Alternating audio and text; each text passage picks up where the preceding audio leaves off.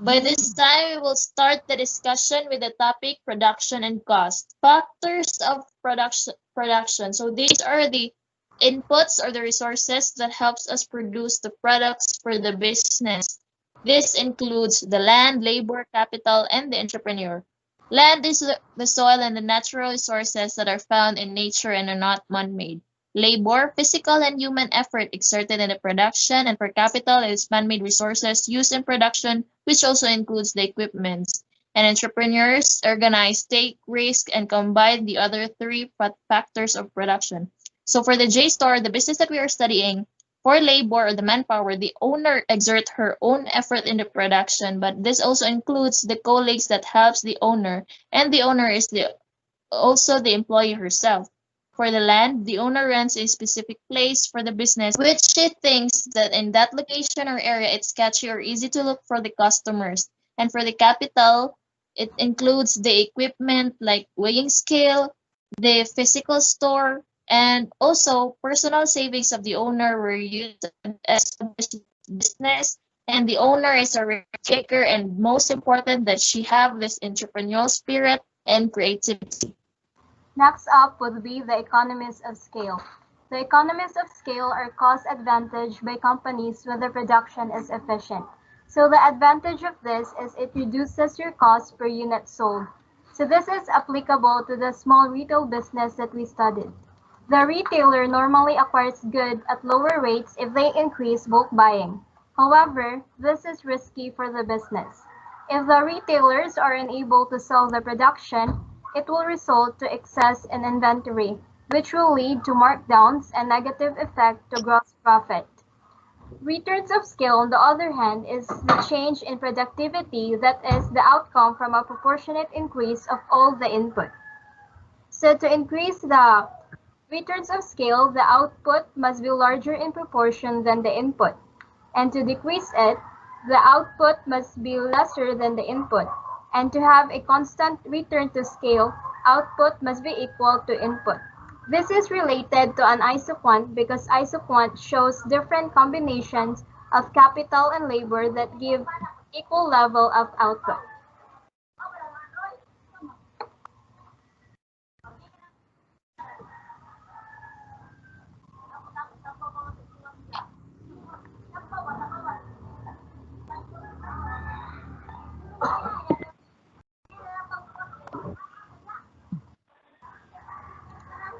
So for the returns to a factor refers to the relation between output and variation in a single input holding other inputs fixed. Returns to a factor can be expressed as total product, marginal product, and average product. Total product of an input is the schedule of output obtained as input increases, holding other inputs fixed. Marginal product, the additional output generated by adding an additional unit of the factor under study, keeping the other factors constant. While the average product is the total product divided by the whole number of units of the input employed. Economies of scopes exist when the cost of producing a joint set of products in one firm is less than the cost of producing the products separately across independent firms. It also helps explain why firms often produce multiple products. Returns to a product for a factor is related to ISO cost, because the profit maximizing output level of returns to a factor occurs where marginal revenue equals to marginal cost, so the marginal benefits of increasing output are offset exactly by the marginal cost. It is related to ISO cost because ISO cost is the combinations of inputs that cost the same.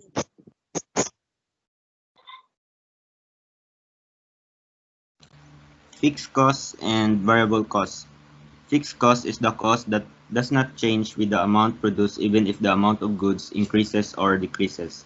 So in the short run, some costs are fixed, while variable cost is changeable. As the amount of production and output increases, variable costs will also increase. In opposite, when fewer products are produced, the variable costs associated with production will decrease consecutively. So in the long run, all costs are variables.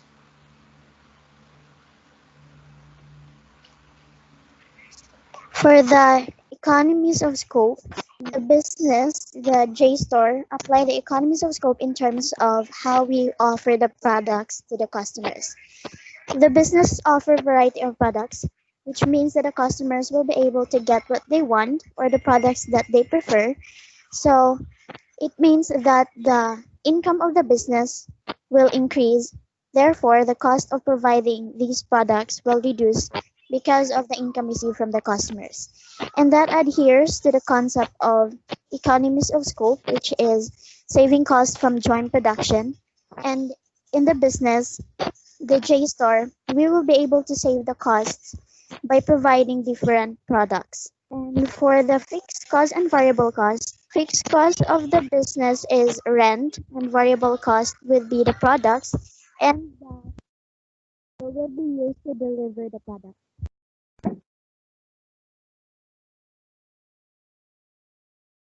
So for the opportunity cost of the business decides to add up stocks for their products, gives up the chance of getting the value from a new variety of product. For example, let's say a hog grower. One sack of it contains 50 kilos, and if it will be sold by J Store of 33 pesos per kilo, 1,650 is the opportunity cost or the income for goods. So that's the end of our discussion, guys. Thank you and God bless.